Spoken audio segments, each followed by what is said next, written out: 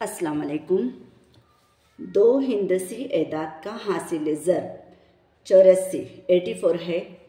इन दोनों अददों का आदे आज़म HCF 2 है तो जुज़ाफ़े अक्ल LCM क्या होगा। तो यहाँ पर पूछा है दो हिंदसी एदाद का हासिल ज़र्ब। तो हम यहाँ पर दो हिंदसी एदाद के लिए XY फ़र्ज़ न करते हुए डायरेक्ट हम वो दो अदद ले लेंगे, आदे आज़म और जुज़ाफ़े अक्ल।